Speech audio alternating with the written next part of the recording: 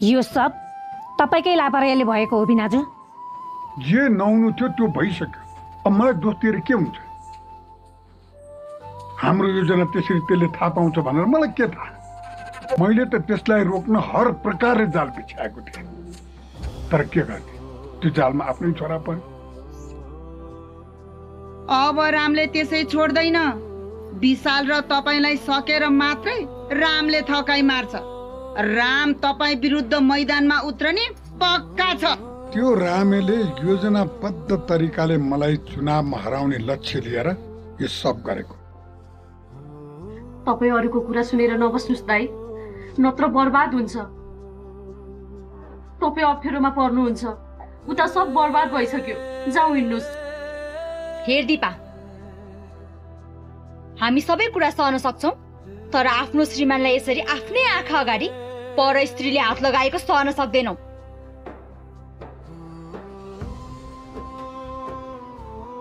तेरो सबै बानी मलाई राम्रोसँग थाहा छ। तँलाई मैले राम्रोसँग बुझेकी छु। विगत 15-20 दिन यता हाम्रो बुढोको नजिक हुन खुब बहाना बनाउन लागेकी छिस्।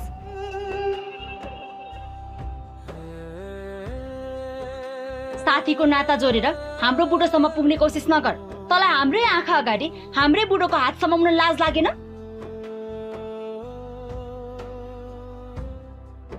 उमेर पुगेर पनि केटा नपाएर हाम्रो बुढोमाथि आँखा लगाउन लागिस्? हाम्रो सौता बनेर आउने सोचेकी होली छैन?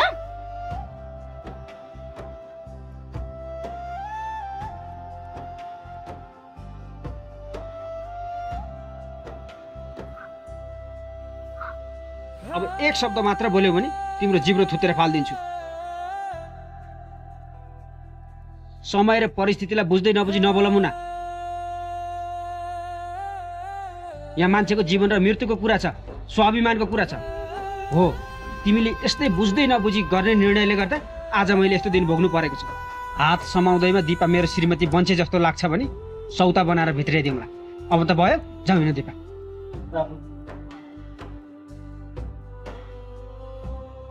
तँलाई के लाग्छ? तँ बारम्बार मेरा गाउँका चेलीहरूको इज्जत माथि खेल्न तेरो छोरो पठाउने अनि राम मौन बस्दिनु पर्ने? यो अपराधीले के गर्यो तिमीहरूलाई थाहा छ? यसले दिपा र रमिलालाई गुन्डा लगाएर उठाएर जङ्गलमा लगेर यिनीहरूको इज्जत लुट्न खोजेको थियो।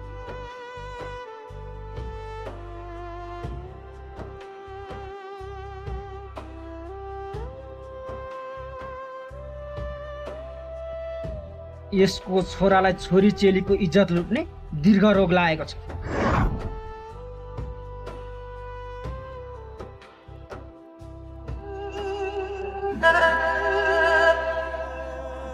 वीरजन, मैले तेरो छोरालाई जिउँदै ल्याइदिएको छु। यदि यो बाँचेछ भने उम्मेदवार बनाएर चुनाव लडाउनु।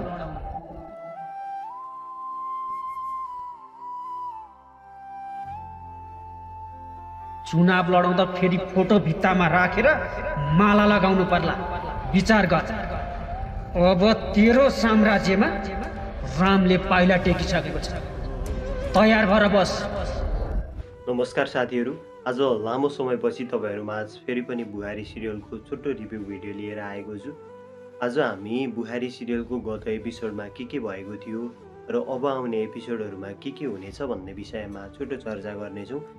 आजको भिडियो एकदमै रोचक हुनेवाला छ, त्यसैले भिडियोलाई अन्तिमसम्म हेर्दै गर्नुहोला। अहिले सिरियल यति रमाइलो पार्टमा गएको छ कि कुनै पनि दर्शकले यो सिरियल पक्कै पनि छुटाउनुहुन्न होला, र नछुटाउनु पनि भन्छु म। यति बेला रामले त्यो विशाललाई छुरी हानेसँगै यति बेला विशाल उठ्न नसक्ने अवस्थामा छ। जो विशाल अहिले टिकट लिनका लागि जानुपर्ने जिउँदो लास भएको छ। अब राम पनि त्यो गाउँको नेता बन्ने भएका छन्, जसले त्यो व्यवस्था बदल्नका लागि सङ्घर्ष गर्ने भएका छन्। त्यो वीरजङको साम्राज्यलाई खतम गर्नका लागि अब राम फेरि पनि त्यहाँ पाइला टेकिसकेका छन्। अब रामले त्यो वीरजङका बाउ छोरालाई कुनै पनि हालतमा छोड्नुहुन्न र दोषी सबैलाई कारबाही गर्नुपर्छ भन्ने जतिले चाहिँ कृपया हाम्रो भिडियोलाई एक लाइक गरी कमेन्ट सेक्सनमा राम लेख्न भने पक्कै पनि नभुल्नुहोला। हो साथीहरू, अब राम त्यसै चुप बस्नेवाला छैनन्। रामले यति बेला यस्तो कदमहरू चालिरहेका छन् कि जुन कदमले बिरजङको हावा खुस्किरहेको छ। हो साथीहरू, अब रामले त्यो पापीको साम्राज्य ध्वस्त पार्दै रामले आफ्नो बहिनीको न्यायका लागि लड्ने भएका छन्। रामले आफ्नो बहिनीलाई न्याय दिनका लागि कहिल्यै पनि राजनीतिमा प्रस्तुत गर्दिन है, म प्रवेश गर्दिन भन्ने मान्छे पनि राजनीतिमा प्रवेश गर्ने भएका छन्।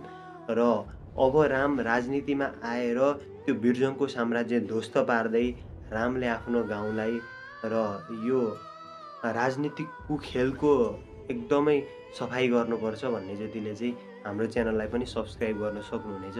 साथीहरू, यो चाहिँ हाम्रो नयाँ च्यानल भएकाले यहाँ तपाईँहरूको भरपुर माया र सपोर्टको खाँचो छ। मलाई आशा छ तपाईँहरूले यो च्यानललाई सहयोग गर्नुहुनेछ।